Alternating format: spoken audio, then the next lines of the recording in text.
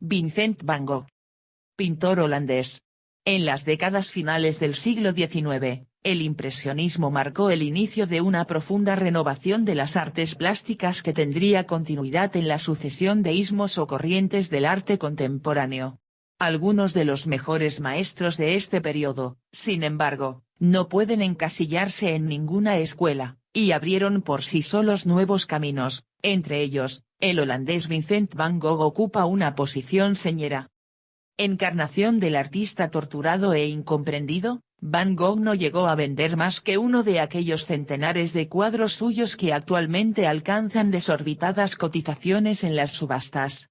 El reconocimiento de su obra no empezó hasta un año después de su muerte, a raíz de una exposición retrospectiva organizada por el Salón de los Independientes. En nuestros días, Van Gogh es considerado unánimemente uno de los grandes genios de la pintura moderna.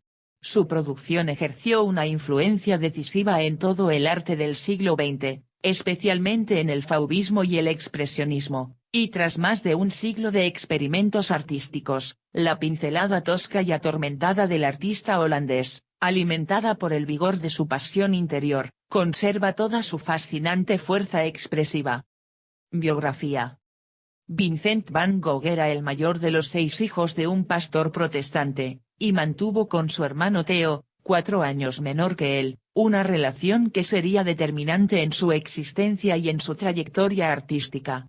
La correspondencia que ambos intercambiaron a lo largo de sus vidas testimonia la intimidad de esta relación y las pasiones y angustias humanas y creativas que atormentaron a Van Gogh en sus últimos años. Tras recibir una esmerada educación en un internado privado, a los 16 años entró como aprendiz en la filial de La Haya de la Galería de Arte parisina Goupil, una sociedad de comerciantes de arte fundada por su tío Vincent. En 1873 pasó a la sucursal de la Galería Goupil en Londres, donde hubo de padecer el primero de sus fracasos sentimentales. En 1875 fue trasladado a la filial parisina. En 1876 se despidió y regresó a Holanda. Trabajó después como profesor, ayudante de un pastor metodista y empleado de una librería. Ninguno de estos empleos le duró mucho tiempo. Por aquel entonces sentía sobre todo la necesidad espiritual de entregarse a sus semejantes. De hecho, siempre había querido ser pastor, como su padre, y tal vocación lo llevó a Ámsterdam para seguir los estudios de teología, que suspendió. Pasó entonces a la Escuela de Evangelización Práctica de Bruselas, y en 1878 fue enviado por sus superiores a la zona minera del Borinage. Establecido en el pueblo de Paturages, próximo a Mons, realizó una serie de dibujos de los mineros. La escuela de evangelización lo expulsó por su excesiva implicación. Impresionado por sus infrahumanas penurias, Van Gogh llegó a dar a los mineros lo poco que tenía y a vivir más pobremente que ellos. El contacto con tal miseria y desolación socavó su fe, y Van Gogh pasó esta crisis espiritual vagando por Francia y Bélgica y escribiendo a su hermano Theo, que ocupaba ahora su antiguo empleo en la Galería Goupil de París. Animado por Theo, en 1880 decidió dedicarse a la pintura y fue a Bruselas, donde conoció al pintor Anton van Rappard, con quien mantendría una larga relación, y llevó a cabo las primeras copias de Millet. Tras otro fracaso sentimental con su prima Kate, conoció a una prostituta llamada Sien, cuyos infortunios despertaron su siempre infinita compasión. En 1882 vivió en Schenque con Sien y con sus hijos, que tomó a su cargo, seguía dibujando, y realizó sus primeros cuadros. Tras descubrir Theo su relación con Sien, rompió con ella a instancias de su hermano y marchó al norte, donde permaneció hasta finales de 1883. Fue luego a Nuenen, donde se aproximó de nuevo a su familia y pintó febrilmente. De esos 2 años, 1884-1885, son sus primeras telas de importancia. Cuadros como Los comedores de patatas, 1885, diversas representaciones de tejedores y cabezas y figuras de campesinos forman, junto con innumerables dibujos, el conjunto de obras de esta etapa de formación. En 1886 se reunió con su hermano en París, Allí, en la capital artística de Europa, el contacto con el impresionismo reorientó visiblemente su estilo. Se relacionó con los impresionistas y postimpresionistas en la tienda de colores del Pere Tanguy, de quien pintó el conocido retrato, y descubrió el arte japonés. Su hermano le presentó a Camille Pissarro, Georges Seurat y Paul Gauguin, conoció asimismo a Toulouse-Lautrec y Émile Bernard, y bajo ese nuevo ambiente llegaría a la definición de su pintura. Su paleta se tornó definitivamente clara y colorista y sus composiciones menos tradicionales, dando forma a su personal visión del postimpresionismo. Los consejos de su hermano y su interés por el color y por la captación de la naturaleza lo indujeron a trasladarse en febrero de 1888 a Arles, en la soleada Provenza, donde su obra fue progresivamente expresando con mayor claridad sus sentimientos sobre lo representado y sus propios estados de ánimo. Trabajó intensamente, pintó la mayoría de sus telas más célebres y puras y escribió sus páginas más claras y profundas. Pero la soledad se le hacía insoportable, y con el propósito de formar un taller colectivo, Van Gogh alquiló una casa donde invitó a los artistas con quienes compartía intereses. A instancias suyas, Paul Gauguin se instaló en la Casa Amarilla, así llamada por el color de sus paredes, en octubre de 1888, pero la relación fue haciéndose más y más difícil por el fuerte temperamento de ambos. En el transcurso de una discusión, Van Gogh llegó a atacar a Gauguin con una navaja de afeitar, luego, arrepentido de aquel arranque, se cortó el lóbulo de la oreja para expiar su culpa y lo hizo llegar a Gauguin, quien, lejos de conmoverse ante aquella muestra de contrición, lo juzgaba ya como un loco peligroso con el que no tenía ninguna intención de convivir. De este confuso lance, pues existen otras versiones del mismo, dan fe dos célebres autorretratos del pintor con una oreja vendada. En el segundo de ellos aparece fumando melancólicamente su pipa, ensimismado y sombrío. Tras la marcha de Gauguin, Theo le visitó e hizo que ingresara en el hospital de Arles. En mayo de 1889, ante el temor a perder su capacidad para trabajar, pidió ser ingresado en el hospital psiquiátrico de Saint-Rémy de Provence, donde permaneció 12 meses. También en este periodo Van Gogh pintó intensamente, tras sufrir diversos ataques y ante la imposibilidad de salir al exterior, realizó obras relacionadas con el hospital, retratos de médicos y reinterpretaciones de obras de Rembrandt, Delacroix y Millet. La pérdida de contacto con la realidad y una progresiva sensación de tristeza son las claves de este periodo, durante el cual desarrolló un estilo basado en formas dinámicas y en el uso vigoroso de la línea, de lo cual resultó una pintura más intrépida y visionaria que la de Arles. Sin conseguir superar el estado de melancolía y soledad en que se encontraba, en mayo de 1890 se trasladó a París para visitar a su hermano Theo. Por consejo de este viajó a Auvers-sur-Oise, donde fue sometido a un tratamiento homeopático por el doctor y pintor aficionado Paul Ferdinand Gachet. En este pequeño pueblo retrató el paisaje y sus habitantes, intentando captar su espíritu. Su estilo evolucionó formalmente hacia una pintura más expresiva y lírica, de formas imprecisas y colores más brillantes. Pese a que unos meses más tarde el Dr. Gachet consideró que se encontraba plenamente curado, su estado de ánimo no mejoró, asediado por sentimientos de culpa debidos a la dependencia de su hermano Theo y a su fracaso como artista, su espíritu se encontraba irremediablemente perturbado por una tristeza inconsolable. El 27 de julio de 1890, en el silencio de los campos bajo el sol, Van Gogh se descerrajó un disparo en el pecho. Murió 2 días más tarde, sin haber cumplido los 37 años. Al cabo de 6 meses, sumido en el dolor, le siguió su hermano Theo, enterrado a su lado en el pequeño cementerio de Auvers. La obra de Van Gogh. Menos de 10 años de dedicación a la pintura bastaron para otorgar a Van Gogh un lugar entre los genios de la historia del arte, y es difícil imaginar cuál hubiera sido su aportación de no haber truncado él mismo su trayectoria. Debe decirse, sin embargo, que su dedicación fue tan breve como ardiente. Componen su legado más de 800 cuadros, además de numerosos dibujos y aguafuertes.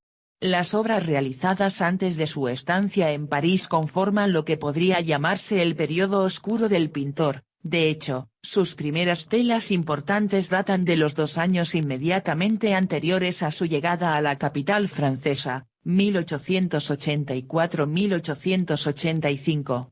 Admirador entusiasta de Millet, Van Gogh retrató con rudeza en estas primeras obras el sufrimiento de los trabajadores humildes sometidos a considerables esfuerzos físicos y sus miserables condiciones de vida.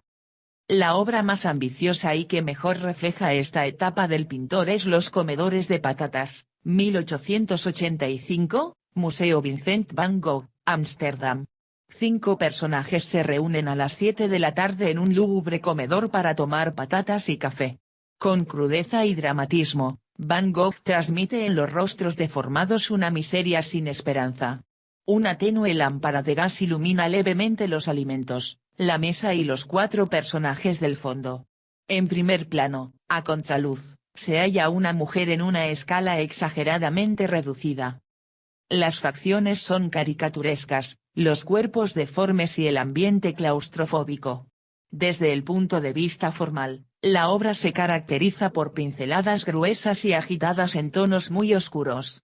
La identificación del artista con el sufrimiento de los pobres y marginados encuentra su vehículo en esta inmediatez de los medios pictóricos utilizados, totalmente ajenos a los convencionalismos academicistas. En París. El mismo año que Georges Seurat presentó al público Tarde de domingo en la isla de la Grande Jatte, 1886, Van Gogh llegó a París, donde permaneció hasta 1888.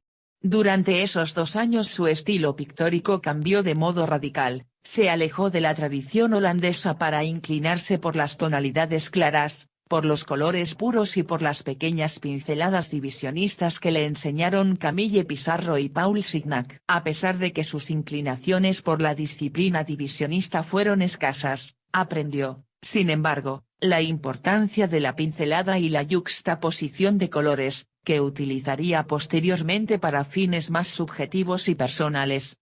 Uno de los cuadros representativos de la estancia en París es el autorretrato con sombrero de paja, 1887-88, Museo de Arte Metropolitano, Nueva York. La paleta y las pinceladas evidencian la influencia del divisionismo o puntillismo, especialmente el practicado en las obras de Seurat y Signac.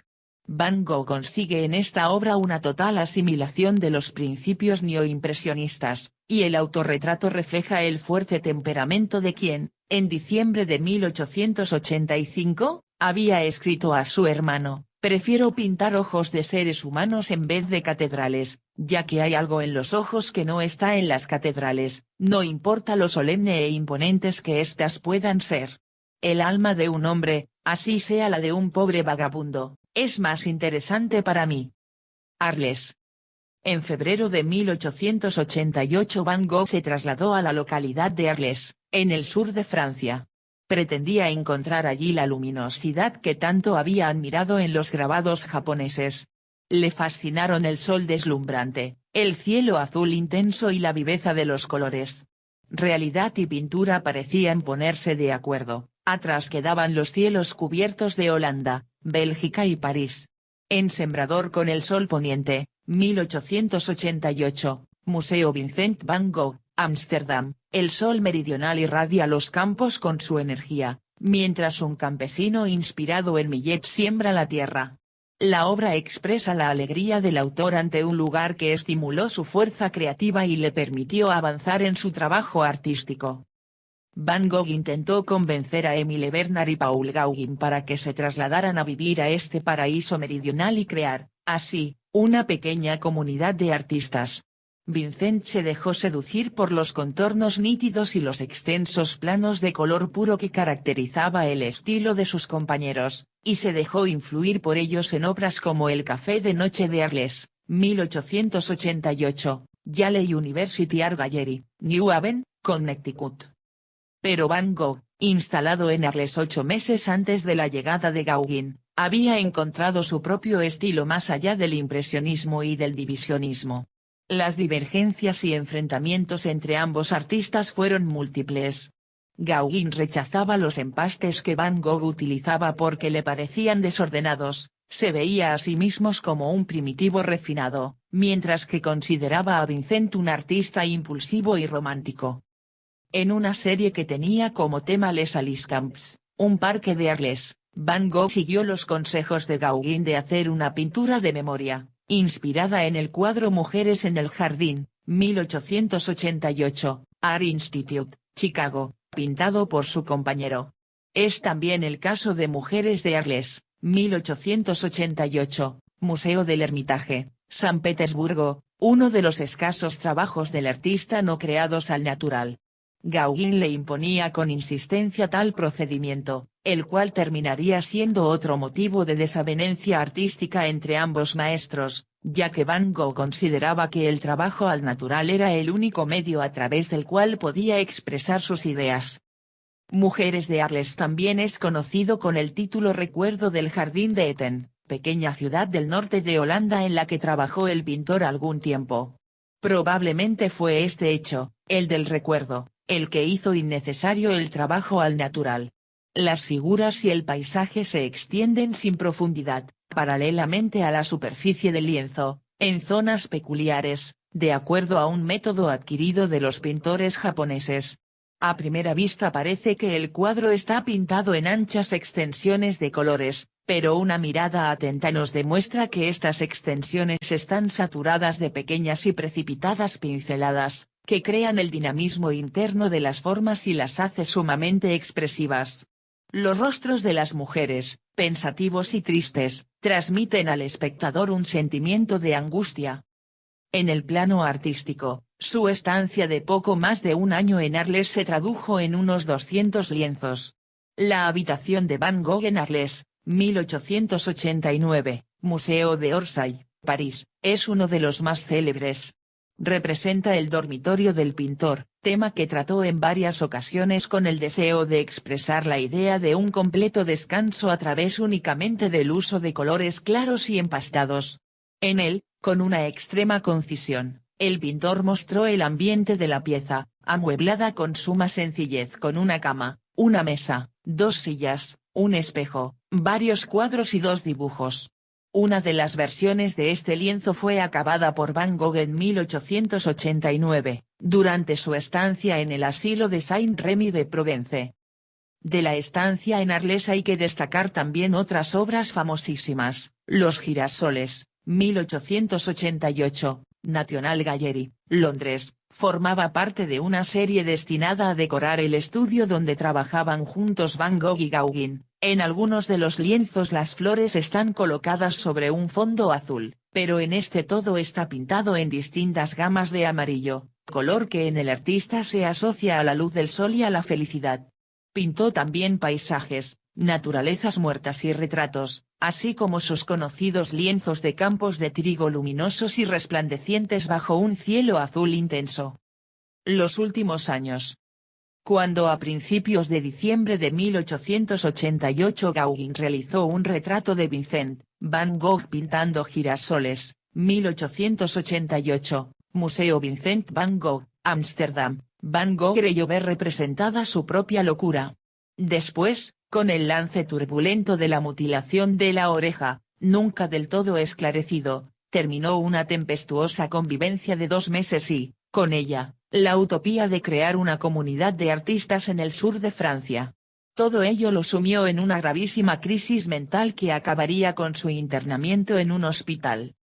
Van Gogh sufriría desde entonces varias crisis nerviosas, aunque solo ocasionalmente afectaron a su acelerado ritmo de trabajo. Estuvo internado, primero, en el sanatorio mental de Saint-Rémy, y luego, bajo la atención del Dr. Gachet, en Auvers-sur-Oise.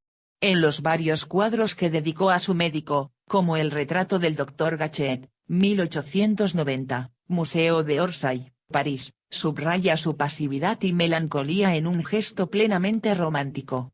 Las obras de este periodo final acusan un fuerte contraste y reflejan su íntima desdicha y los tormentos interiores que le afligían, el tratamiento formal, nervioso y desasosegado hasta el paroxismo, las pinceladas gruesas y ondulantes y los bruscos colores de su paleta expresan su zozobra.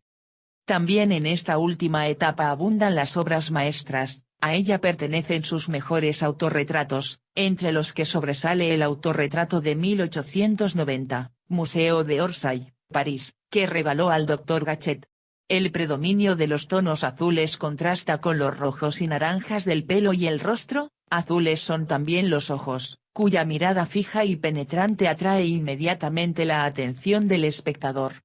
En cierta ocasión escribió a su hermano Theo: se ha dicho y estoy dispuesto a creerlo que no es fácil conocerse uno mismo, ni tampoco pintarse uno mismo. El cuadro es uno de los resultados culminantes del laborioso ejercicio de introspección a que se sometió Van Gogh. Aunque también puedan encontrarse lienzos de límpido esplendor, en sus últimos paisajes la belleza natural aparece a menudo turbada por una subterránea agitación, reflejo de la ansiedad del artista. Las Barracas, 1889, Museo del Hermitage, San Petersburgo, presenta en apariencia un sencillo paisaje, con un campo en primer plano, un grupo de barracas, unos cerros y el cielo como telón de fondo. Sin embargo, ni una sola parcela del lienzo se halla libre de inquietud, todo está en tensión y todo se encuentra en impetuoso movimiento. El cielo, pintado con grandes pinceladas, parece precipitarse sobre los cerros, los cuales a su vez se asemejan a fuertes oleadas de agua que se abalanzan sobre las construcciones. Las imágenes de las barracas tampoco irradian tranquilidad con sus quebradas siluetas. La misma tensión posee la gama cromática, predominan los tonos verdes variados, pero de golpe un tejado casi rojo rompe el equilibrio. En Cipreses, 1889, Metropolitan Museum, Nueva York, esos infamados árboles que simbolizaron siempre la hospitalidad se yerguen como dos llamaradas desde una espesura de matas bajas, diabólicamente inquietas contra un luminoso cielo azul arremolinado de nubes blancas.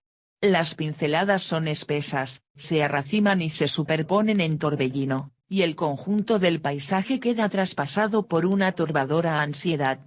Una proyección aún más intensa de su estado de ánimo en el paisaje se encuentra en Noche Estrellada, 1889, MoMA, Nueva York, donde las ondulaciones sacuden una visionaria representación del cielo, reflejo de una abrumadora angustia interior. La fuerza de tales obras ha valido al artista la consideración de genial precursor del expresionismo.